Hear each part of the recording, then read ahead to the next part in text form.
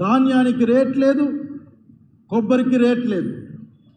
అంటే రైతు పండించే పంటకి ఈ రాష్ట్రంలో రేటు లేక రైతుల జీవితాలు నాశనమవుతూ ఉన్నాయనే విషయాన్ని మీకు గుర్తు చేస్తూ ఉన్నాం.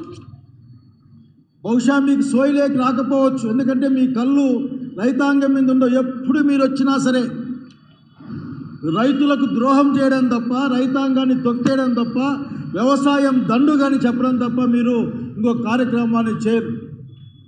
మీరు ఈరోజు నుంచి మీకోసం రైతు కోసం మీరు అనే ప్రోగ్రాం ఏదో పెట్టినారని మాకు చెప్పారు. పైగా 5 పంచసూత్రాలు ఉన్నాయట, అందులో 5 సూత్రాలు. దీన్ని మీ అగ్రికల్చర్ ఆఫీసర్లు అందరూ కూడా ఆఖరికి ఈ 5 సూత్రాలని రైతులకు నేర్పిస్తారట. రైతు పంట ఏమైంది, కష్టం ఏమొచ్చింది, పురుగు ఏమొచ్చింది, దాంట్లోకి పోయి చూసొస్తే బాగుండు. కానీ మీ పంచసూత్రాలు రైతుకి శాస్త్రీయ వ్యవసాయంతోనే గిట్టుబాటు అంట. ఎవరు చేయాలి శాస్త్రీయ వైద్యాన్ని ఇంప్లిమెంటేషన్ చేయాలా? మీరే ముందు మీరు నేర్చుకోవాలి. శాస్త్రీయ వైద్యం అంటే, శాస్త్రీయ సేద్యం అంటే ఏందో మీరు నేర్చుకోవాలా. నీటి పద్ధతి అంట. ఏదో మా లాంటి జిల్లాలకు విపరీతంగా నీళ్లు తెచ్చిన వాడికి మళ్ళీ ఒక పోజు మీది.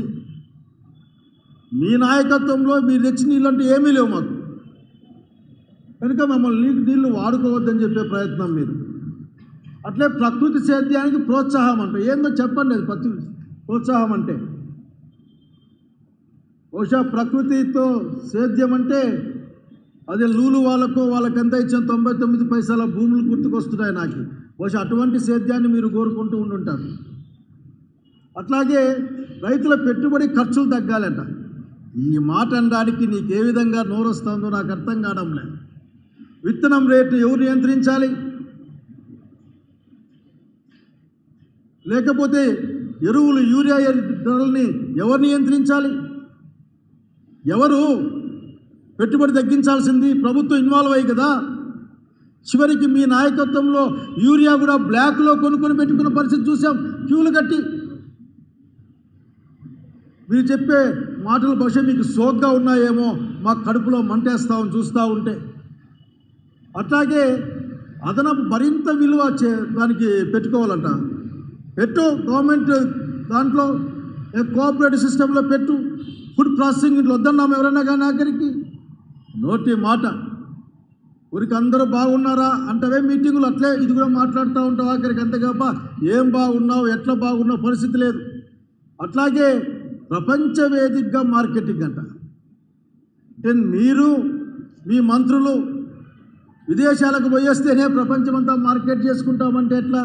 మిమ్మల్ని మీరు మార్కెట్ చేసుకుంటూ ఉంటారు. మరి ఎందుకు ఒక్కసారి ఆంధ్రప్రదేశ్ రైతాంగం యొక్క పంటలకు మీరు ప్రపంచ మార్కెట్లో ఒక ప్లాట్ఫామ్ని కలెక్ట్ చేసి పెట్టిండకూడదు మీరు?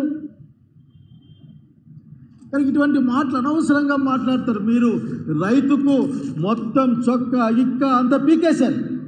ఇప్పేశారన్న పదం చిన్నది, పీకేశారు. వాళ్ళ జీవితాలు ఆ పంటల్లోనే, అలాగే మంటల్లో కాలిపోతూ ఉంటే కూడా మీకేమాత్రం ఉండదు. మీరు మాట్లాడతారు. బెస్ట్ ఎగ్జాంపుల్ మొక్కజొన్న రైతు వచ్చినప్పుడు 2400 రూపాయలతో మేము కొంటామని చెప్పి చాలామంది పెద్ద మనుషులు చూశాను నేను. ఈ జిల్లాలో కూడా మంత్రులు, ఎమ్మెల్యేలు మేము కొంటాం ఎవరు లేదని చెప్పిన వాళ్ళని చూశాను నేను. రాష్ట్రంలో చూశా. జగన్మోహన్ రెడ్డి పార్టీకి ఏం పని లేదంటే నిజమేనేమో అని జనాలు అనుకోలే. మీ యొక్క దొంగ బుద్ధులు వాళ్ళకి తెలుసు, వాళ్ళకి ఆఖరికి. ఎందుకంటే మళ్ళీ మీరు కొన్న పాపాన పోలే, ఈ నిమిషానికి కూడా మీరు కొనలే. అట్లాగే మా అరటి రైతులు రాష్ట్రం గురించి మాట్లాడుకోవచ్చు. ప్రత్యేకంగా మా జిల్లా అనంతపురం జిల్లా నిరంతరం కరువులో ఉండే జిల్లా. అసలు దీర్ఘకాలికమైన వ్యాధి లాంటి జిల్లా ఇది. శాపం మాకిది ఈ జిల్లాకు. అయినప్పటికీ ఉన్న కొద్ది నీటితో జగన్మోహన్ రెడ్డి గారు, అంతకుముందు రాజశేఖర రెడ్డి గారు ఇచ్చిన స్ప్రింక్లర్ ఇరిగేషన్ మెథడ్స్తో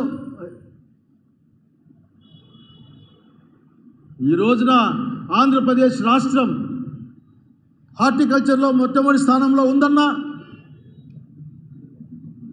లేక తలసరి ఆదాయం ఎక్కువ ఉందన్నా ఆనాటి రాజశేఖర రెడ్డి గారు, అటు తర్వాత వచ్చిన వారి కుమారుడు జగన్మోహన్ రెడ్డి గారు సాగించిన వ్యవసాయ అనుకూల, రైతు అనుకూల విధానాలు కాదా?